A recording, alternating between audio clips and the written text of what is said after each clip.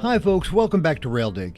Today I'm going to be making a small diorama featuring some more rock carving in foam, something I've really been taken with lately, and I'm also going to be working with a 3D printed house in N scale. It's something I picked up recently from a maker over on Etsy. This is actually going to be the first time I've worked with a 3D printed building, and I'm really looking forward to it. I also wanted a place to park the occasional KATO pocket line train or two. I'm going to apologize right at the start of this video, as this is going to be a two-part video. The first time I've done a two-parter, and the reason is, time just got away from me this week. But I did say I'd have a new video, and I'm working at keeping a schedule. Now, the second part should be out within a week, and I think it's going to be well worth it. Okay, let's jump in here. The first thing I did was to give the house a very light coat of Duplicolor plastic adhesion promoter. I always keep a can or two of this around as it really improves paint adhesion even when using a primer. And it's fine enough so it doesn't obscure any details. Next, I gave all parts of the kit very light coats of primer, several of them. I tend to shoot with high pressure and a very low flow of paint. As I'd never worked with a printed kit before, I spoke with this kit maker and he recommended Gluemasters CA medium viscosity. I ended up dropping a porch section and a bit broke off, and this CA worked really well for me, and it's a fraction of the cost of the Loctite brand I normally use, so that was a good call there. A few years back I went on a small buying binge, kinda small, with lots of Tamiya masking tape and Vallejo airbrush paints, so I'm finally going to get a chance to use them. I mentioned I shoot with high pressure in the airbrush, and now I use the Paasche or Paasche airbrush. I never know how that's pronounced. I go with Paasche. Anyway, I shoot just below 50 psi, which I know a lot of people think is very high, but I go with a very low paint flow. Maybe it's just me, but I like the higher pressure for thin coats. And before I begin painting, I'll open up the flow quite a bit and then keep backing off until I get the coverage I like. This Paasche H airbrush really is a little tank. I made another video comparing airbrushes, I'll link that below. But this one is 4 pieces, crazy easy to clean, and it's just a really reliable tool. In the past I built laser kits where you paint things like doors and window frames separately. With a 3D printed kit though, you have to paint things in place, and that means a lot of masking. This is where that Tamiya shopping spree of mine came in really handy. I even ended up using some of the 1mm tape for risers on the stairs. Nice!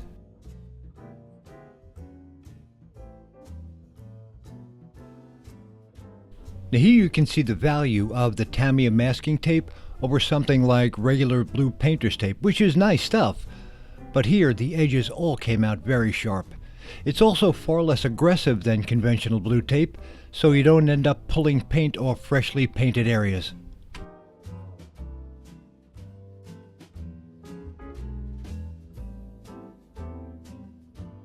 There was one last bit of edging that runs around the entirety of the house, and here's my favorite bit, taking off the 1mm tape on the stair risers.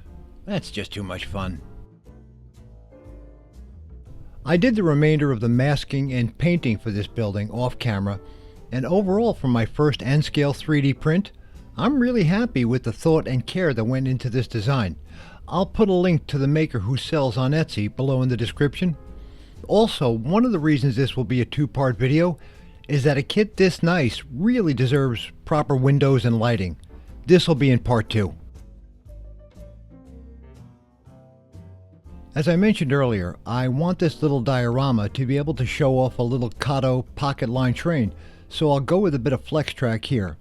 Now as I'm dealing with foam, for me 2-part epoxy was the way to go for attaching the track in place.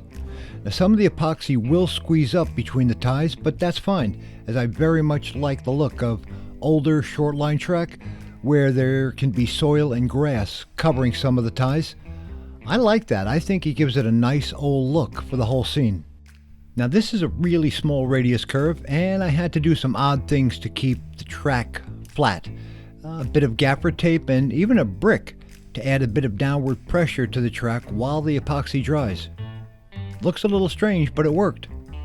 The epoxy worked really well holding the track, and I'm now just nipping off the edges. I'm just about ready to start carving foam, kind of the point of the video. Even on a small project like this, it's funny, but there are always little projects within little projects. Kind of the fun of it though, I really enjoy this. Honestly, I could stare at this for hours trying to visualize the rock work using previous foam pieces I've cut for some ideas, but at some point, I've just got to cut. I would like to mention this actually before I begin cutting. Now, a friend of mine knows I've taken a very keen interest lately in cutting rocks from foam, and he very kindly sent me a it's the 2025 copy of Model Railroad Craftsman, and it's got an amazing scenery article, and I hope I'm not butchering the author's last name, Roman Paasche. This article features some incredibly impressive rock work. It's inspiring, really. Now, he has an Instagram page. I'll link to it below. And I think I might try to contact him for, aside from a little hero worship, which is embarrassing, I'd like to see if he has any other articles or any kind of material on his rock technique. It's really that good. If you can pick up a copy of this magazine, this issue, you really should. Again, it's the July 2025 issue of Railroad Model Craftsman. Now, I'm still at the point in my rock carving and foam journey that I'm just thinking in very broad strokes, like recesses in the rock, vertical cuts, large cracks, areas where I'll want a bit of water, and yes, there will be some water in part 2 of this video. Now, as I carve here, I'm looking at some of my previous work, as well as this article, trying to emulate the bits I like. This entire build is absolutely 100% inspired by another diorama build on a popular YouTube channel. It's called Boulder Creek Railroad, and I'll link to that channel below in the description. To me, the Boulder Creek diorama, and really the whole channel, is just so much fun, and like the rock work article here, it's inspiring, and I knew I wanted to try out a version of it at some point. When I saw the 3D print I'm using here, and now that I've been carving in foam, I thought this was the perfect time to give it a try. With all the YouTube content out there and all the choices you have, I'd really like to thank you for watching us here at RailDig, and as always, I hope you enjoyed this video.